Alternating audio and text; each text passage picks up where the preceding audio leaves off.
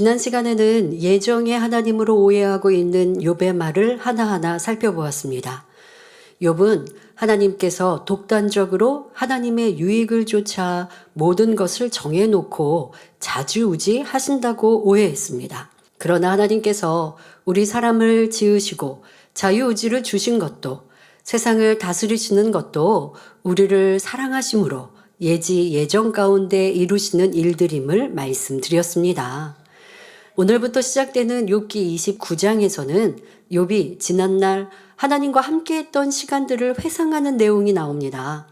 욥은 그동안 고통 속에 몸부림치면서 악을 바랬을 뿐 아니라 하나님 앞에 원망, 탄식도 해보고 처절하게 아픔을 토설하며 억울함을 호소하기도 했습니다.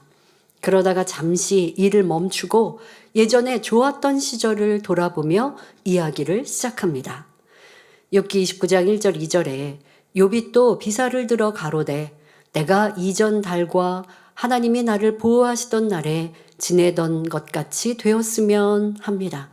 하나님이 나를 돌보시던 옛날로 되돌아갈 수만 있다면 얼마나 좋을까?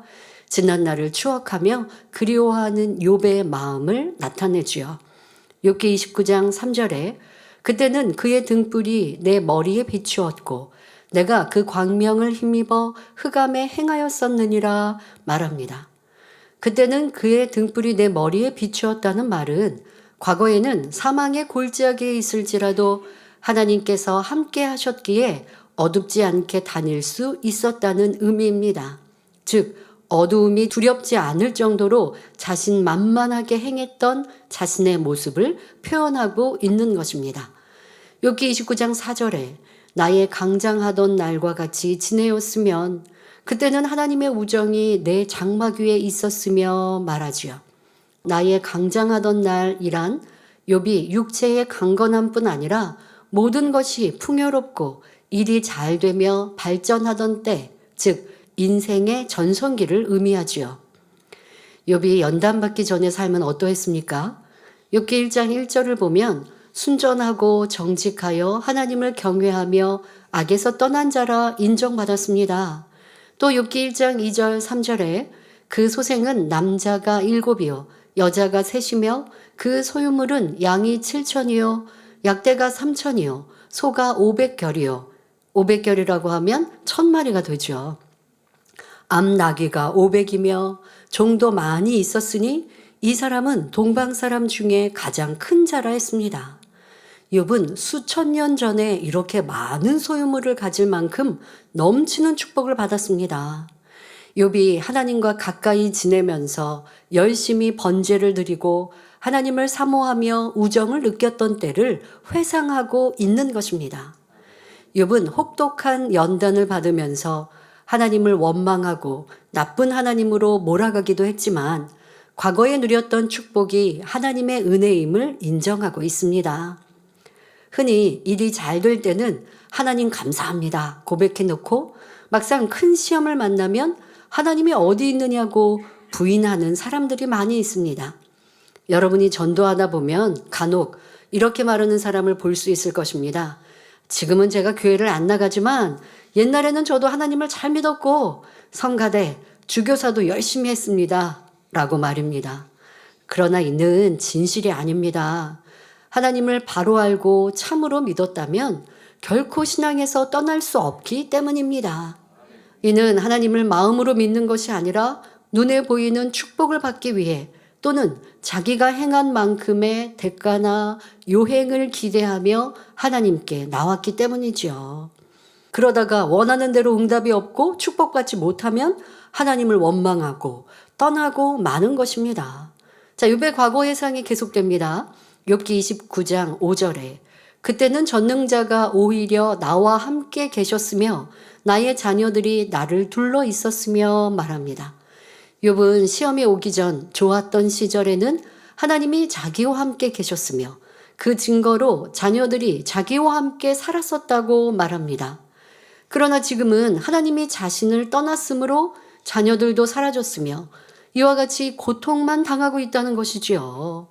여러분이 어려움을 겪으며 연단받는다 해서 하나님이 여러분을 떠나셨다 할 수 있습니까?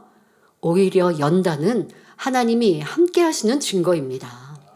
욥의 경우처럼 하나님께서 더 큰 축복을 주시기 위해 허락하시는 연단도 있고 또는 죄에서 돌이키도록 허락하시는 연단도 있습니다. 이어지는 욥기 29장 6절에 버터가 내 발자취를 씻기며 반석이 나를 위하여 기름 시내를 흘려내렸으며 말합니다. 이는 하나님께서 욥과 함께 하셨을 때의 풍요로움을 설명하고 있습니다. 당시 버터는 우유에서 만들어지는 귀한 음식이었는데 그것으로 발을 씻을 정도라면 얼마나 풍요로운 삶이었겠습니까?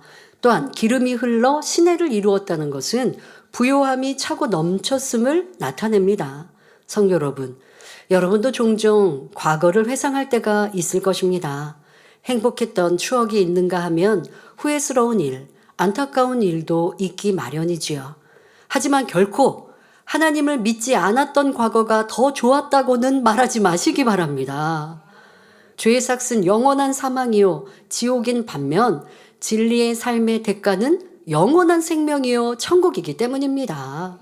또 연단받는 분들 중에는 내가 어쩌다가 성결의 복음을 알게 되어서 이렇게 좁은 길을 가야 하나, 죄를 피 흘리기까지 싸우는 것이 너무 힘들구나 탄식하기도 합니다. 그러나 우리가 이 땅에서 경작받는 목적은 단지 구원받는 것이 아니라 아버지 하나님의 마음을 아는 참 자녀가 되어 영광의 성, 새 예루살렘에 들어가는 것임을 잊지 말아야 합니다. 우리는 영원한 사망으로 갈 수밖에 없었던 우리를 구원해 주신 주님의 은혜에 항상 감사하는 마음으로 신앙생활 해야 합니다. 더구나 가장 아름다운 천국, 새 예루살렘이라는 목표가 있으니 행복하게 그 길을 갈 수 있지요. 또한 믿음이 성장할수록 이 땅에서도 건강이나 가정, 일터, 사업터에 복을 받으니 얼마나 감사합니까? 혹 연단 중에 있다 해도 이것을 통해 여러분을 더욱 강하게 하시고 성장케 하시며 축복 주실 줄 믿음으로 하나님 감사합니다 하는 기도가 마음 중심에서 나와야 하겠습니다. 아이들은 자라는 동안 감기나 홍역과 같은 질병을 겪으면서 면역력을 키우고 더 강인해지며 정신적인 성장도 합니다. 이와 마찬가지로 우리의 믿음도 연단을 통해 더욱 강하고 담대한 믿음으로 성장하지요. 하나님께서는 하나님을 믿고 바라보며 의지하는 사람에게는 함께 해주십니다. 그러나 항상 내가 원하는 방식으로 응답해 주시는 것이 아니라 연단을 통해 온전하게 인도하시며 결국엔 더 좋은 것으로 응답해 주시는 것입니다.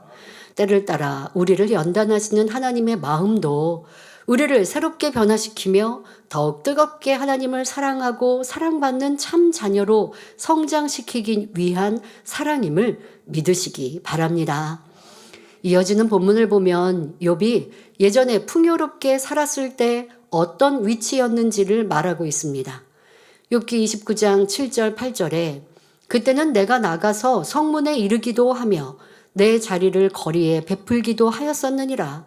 나를 보고 소년들은 숨으며 노인들은 일어나서 서며 말합니다. 성문은 성벽이 있는 도시를 출입하는 문으로서 성을 지키기 위해 존재합니다. 또 성경을 보면 성문에서 거래를 하고 계약이 증거되었던 것을 알 수 있고 재판을 하기도 했으며 선지자들이 하나님의 말씀을 외치기도 했지요. 욥이 이처럼 중요한 성문에 나갔다는 것은 그의 권세가 그만큼 컸음을 나타냅니다. 시험이 오기 전까지 욥은 권세와 물질의 풍요로움으로 인해 자리를 거리에 베풀 정도로 당당한 위치에 있었습니다. 그런데 여기서 우리가 한 가지 알아야 할 것이 있습니다. 바로 육적인 지위나 명예, 부와 권세는 사람의 마음을 온전히 얻는 데 한계가 있다는 사실입니다. 누리던 것이 사라질 때 붙잡고 함께했던 이들이 떠나버리니 참으로 허무한 일이 되지요. 또 이런 육의 것들은 자기를 드러내는 참 가치가 아님도 깨달아야 합니다. 세상의 많은 사람들은 자신이 누리는 권세와 소유를 뽐내며 의기양양하게 살지만 만약 그것들을 잃고 나면 어떤 모습이 됩니까? 스스로 부끄러움을 느끼고 사람 만나기를 두려워하며 숨어버립니다. 지난날에 누렸던 권세나 부가 클수록 현재의 상실감이나 절망감이 크기 때문입니다. 그러나 마음이 깨끗하고 진실한 사람은 설령 부와 명예, 권세가 없어진다 해도 항상 떳떳하고 당당합니다. 이런 사람은 세상의 어떤 권력 앞에서도 두려워하지 않습니다. 누구를 대하든지 자신의 모습 그대로 보여주며 솔직하게 고백합니다. 거짓이 없고 꾸밈도 없으며 어떤 것을 과장하거나 숨기려는 마음이 없기 때문에 어느 누구와 대화해도 부끄러움이나 거리낌이 없지요. 욥은 지난날을 회상하면서 자신이 누렸던 위치, 권세, 풍요로움의 수준에 대한 표현이 점점 높아지고 있습니다. 욥기 29장 9절 10절에 방백들은 말을 참고 손으로 입을 가리우며 귀인들은 소리를 금하니 그 혀가 입천장에 붙었었느니라 했지요. 여기서 방백은 옛날 우리나라의 관찰사와 같이 높은 직위를 말합니다. 이런 사람들도 욥을 보면 하던 말을 멈추고 손으로 입을 가렸으며 귀족들도 욥 앞에서는 마치 혀가 입천장에 달라붙기라도 한 듯 말소리를 죽이며 예를 갖추었습니다. 그 정도로 욥을 따르고 존경했음을 나타냅니다. 그런데 이렇게 추앙과 존경을 한 몸에 받던 욥이 비참한 처지에 빠지니 오히려 핍박하고 손가락질을 하던 것입니다. 이것이 육적인 사람들의 모습이지요. 여기서 자신의 모습을 돌아보시기 바랍니다. 오늘날에도 사람들은 외모나 옷차림, 승용차로 상대를 평가하는 경향이 있습니다. 또는 상대의 입에서 나오는 미사오구나 아부의 말에 흔들리기도 하지요. 그리고 진실하지 못한 사람은 상대가 누구냐에 따라 대하는 태도가 달라집니다. 자신에게 도움이 될 사람에게는 선대하며 좋은 면만 보이려 하지만 그렇지 않은 사람이라면 무시하고 함부로 대하는 것이죠. 마음이 선하고 진실한 사람은 겉모습으로 사람을 평가하지 않습니다.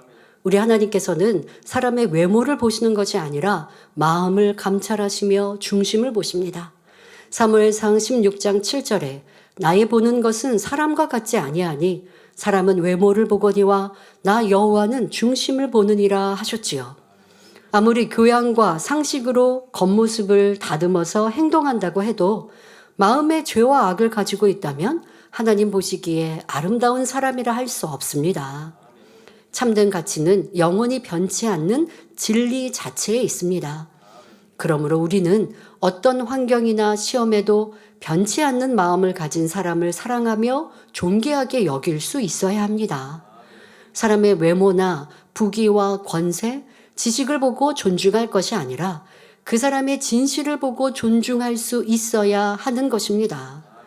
또한 우리 자신도 참된 가치를 깨닫고 외모보다 내면을 아름답게 변화시키는데 많은 관심을 두어야 하지요. 영혼이 아름다운 만큼 하나님께 사랑을 받아 범사가 잘 되고 강건하며 장차 천국에서도 하나님 보좌 가까이 거하게 됩니다. 또한 마음을 진리로 이룬 만큼 외모에서도 그리스도의 빛과 향기가 뿜어져 나오므로 참된 아름다움이 느껴지지요. 그러므로 고린도후서 2장 15절에 우리는 구원 얻는 자들에게나 망하는 자들에게나 하나님 앞에서 그리스도의 향기니 말씀하신 대로 여러분에게서 흘러나오는 그리스도의 향으로 인해 하나님께 영광 돌리며 많은 사람을 주님 품으로 인도하실 수 있기를 바랍니다. 욥은 풍요로웠던 과거를 회상하면서 그때가 좋았었다라고 고백하지만 우리는 과거보다 현재가 더 좋고 미래는 더욱 좋아야 합니다. 우리가 항상 믿음 안에서 말씀을 지키고 행해 나간다면 당연히 어제보다는 오늘이 더 낫고 오늘보다는 내일이 더 나을 것이기 때문입니다. 또 그만큼 영혼이 잘 되어서 하나님과 더욱 친밀해짐으로 영육 간의 축복도 넘쳐야 하지요. 이러한 삶은 하루하루가 지나는 만큼 천성문을 향해 더 가까이 가는 것이고 신랑 되시는 우리 주님 만나는 때가 더 가까워지는 것이니 얼마나 감사한지요. 그러므로 모든 성도님들은 욥처럼 과거를 회상하면서 현재를 탄식하는 사람이 되지 말고 항상 어제보다 오늘, 오늘보다 내일 더욱 하나님을 사랑하심으로 후회 없는 삶을 살아가시길 바랍니다. 그리하여 주님 다시 오실 때 오직 기쁨과 감격으로 그 품에 안기시기를 예수 그리스도의 이름으로 축원합니다.